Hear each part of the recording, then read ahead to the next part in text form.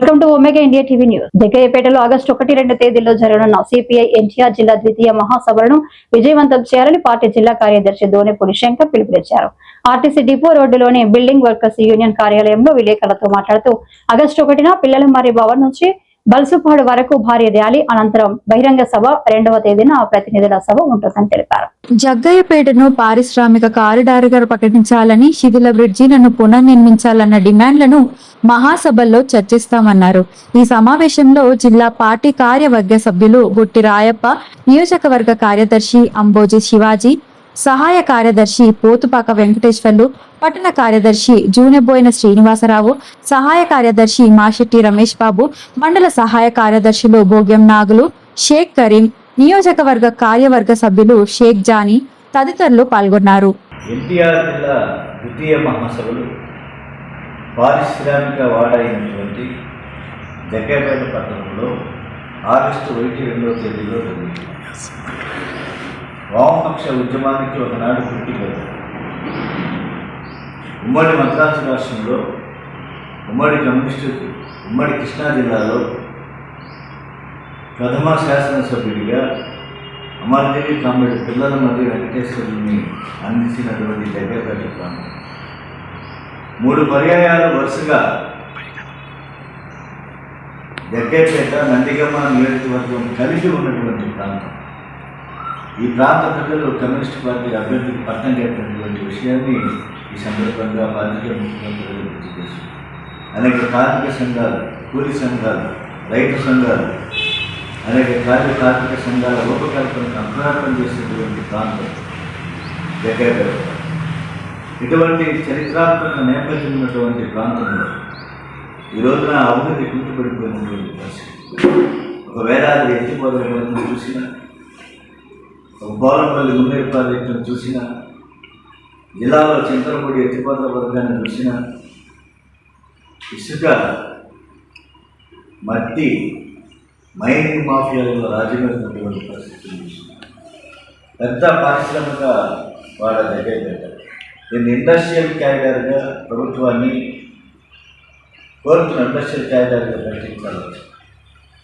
పెద్ద కార్పొరేట్ కంపెనీలకు కేంద్రం, సున్నప్రాయి సహజ వనరులు సహజ సంపద ఉన్నటువంటి ప్రాంతం లైమ్స్టోన్. ఇటువంటి ప్రాంతంలో పెద్ద సిమెంట్ ఫ్యాక్టరీస్ పారిశ్రామికంగా ఉన్నాయి. కానీ కార్మికులకు సంబంధించి ఎటువంటి వసతులు లేనటువంటి కార్పొరేట్లు తమ పబ్బం గడుపుకుంటూ అసంఘటిత కార్మికుల వర్గాన్ని దోచుకున్నటువంటి పరిస్థితి చూస్తుంది.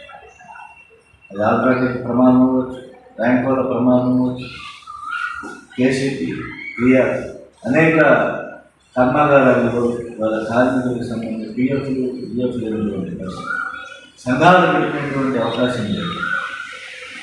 ఎవరు అధికారంలో ఉంటే వారు దోపిడీ చేస్తున్నటువంటి పరిస్థితి. కానీ ఈ ప్రాంతం ఇటువంటి దురవస్థ నుంచి జగ్గయ్యపేట కార్మిక వర్గం బయటపడాలి. బానిస వ్యవస్థ నుంచి ముక్తి చెందాల్సినటువంటి పరిస్థితి ఉంది. కాబట్టి ఈ ప్రాంతంలో కార్మిక వర్గానికి అండగా కార్మికుల పక్షాన్ని రక్షించేటువంటి గొంతు సిపిఐ ఏఐటీసీ.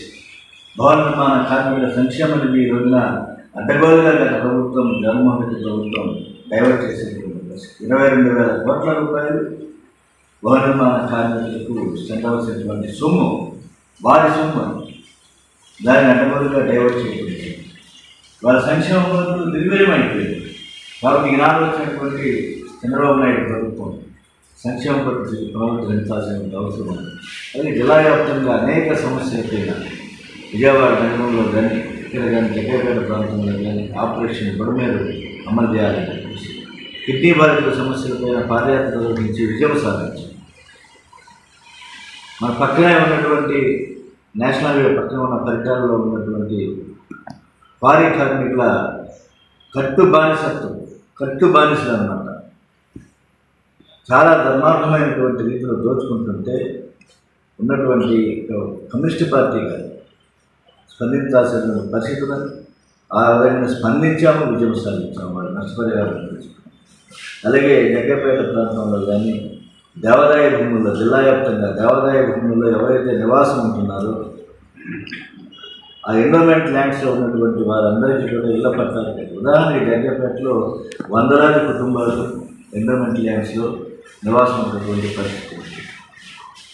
అలాగే టిట్కో హౌసెస్ 3,300 టిట్కో హౌసెస్ ఇవాళ శిథిలావస్థలో ఉన్నటువంటి పరిస్థితి. అసాంఘిక కార్యకలాపాలకు అడ్డాలుగా మారుతుంది. ఎప్పుడు ఇస్తారు ప్రజలకు? ఎప్పుడు దాన్ని డిస్ట్రిబ్యూట్ చేసి డిపాజిట్లు కట్టిన వాళ్ళకి నోటీసులు వచ్చినాయి బ్యాంకు నుంచి. ఇది చాలా దుర్మార్గంగా ఈ రోజున ఉన్నటువంటి పరిస్థితి. కాబట్టి ఇంత పెద్ద పట్టణం అభివృద్ధి చెందింది, రాజకీయ చైతన్యమైనటువంటి ప్రాంతం, పారిశ్రామిక కేంద్రం, ఒక రైల్వే స్టేషన్ లేదు, ఒక గవర్నమెంట్ కళాశాల లేదు, గవర్నమెంట్ హాస్పిటల్, ప్రభుత్వ ఆసుపత్రిని అప్గ్రేడ్ చేయాల్సిన అవసరం ఉంది. చిన్న ఒక పబ్లిక్ హెల్త్ సెంటర్ని పెట్టి పిహెచ్సిని రన్ చేస్తున్నారు. కాబట్టి అభివృద్ధి కంటే కూడా నాయకుల అభివృద్ధి ఎక్కువ జరిగిందనేటువంటిది మా ఆరోపణ. అందువల్ల కమ్యూనిస్ట్ పార్టీ, ప్రజల పార్టీగా మేము కార్మిక వర్గానికి అప్పీల్ చేస్తున్నాం. ఇది మీ మహాసభ. కార్మిక పండుగ ఆగస్టు 1వ తేదీ 2వ తేదీ. కాబట్టి జగ్గపేటలో ఉన్న వేలాది కార్మికులు మహాప్రదర్శనలో పాల్గొని, ఇది మీది, ఇది కమ్యూనిస్ట్ పార్టీ ఎర్రజెండా. ఇవాళ 8 గంటల పనిదినానికి ఇవాళ చంద్రబాబు నాయుడు ప్రభుత్వం జీవో జారీ చేస్తుంది. 8 గంటల నుంచి 10 గంటలు. కార్మికులు ప్రపంచవ్యాప్తంగా పోరాడి సాధించుకున్నటువంటి 8 గంటల పనిదినాన్ని నిర్వీర్యం చేసేటువంటి హక్కు ఈ కూటమి ప్రభుత్వానికి ఎవరిచ్చారని చెప్పేసింది. కాబట్టి ఇది కార్మికుల, ఇది మాది, ఇది కమ్యూనిస్ట్ పార్టీ ఎర్రజెండా మహాసభ మాది అనేటువంటి భావనతో కార్మికులకు పెద్ద ఎత్తున ఆగస్టు 1వ తేదీన ఇదే డిపో సెంటర్ నుంచి సాగేటువంటి గవర్నర్ భవన్ నుంచి సాగేటువంటి ప్రదర్శనలో పాల్గొవాలి. ప్రతి శ్రీరాములు విగ్రహాల వద్ద మున్సిపాలిటీ సెంటర్లో జరిగే బహిరంగ సభను చేపట్టడం చేయాలి. 2వ తేదీన ఎస్ఎల్ఎస్ ఫంక్షన్ హాల్లో జరిగేటువంటి ప్రతినిధుల మహాసభ, ఆ మహాసభలోనే కేంద్ర రాష్ట్ర నాయకత్వం పాల్గొంటుంది.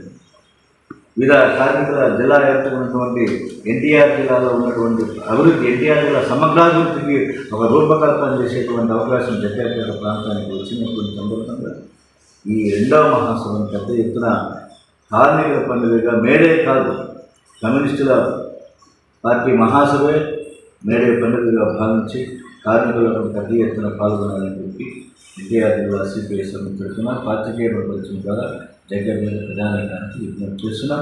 ఈ ప్రాంతానికి వచ్చిన గొప్ప 46 సంవత్సరాల తరువాత జగ్గపేటలో ఎన్టీఆర్ జిల్లా, ఉమ్మడి కృష్ణా జిల్లా మహాసభలు జరిగినాయి. ఇవాళ ఎన్టీఆర్ జిల్లా మహాసభలు జరుగుతున్నాయి. కాబట్టి జగ్గపేట, నందిగామ మొత్తం వెస్ట్ కృష్ణా ప్రజలపైన ఒక పెద్ద బాధ్యత ఉందని చెప్పేసి చెప్తూ మహాసభలు విజయవంతం కావడానికి పెద్దలు, పారిశ్రామికవేత్తలు, వ్యాపారస్తులు, వాణిజ్యవర్గాల వారు. హాయ్ అండి, నేను మీ Satyasri. Please subscribe Omega India TV Telugu.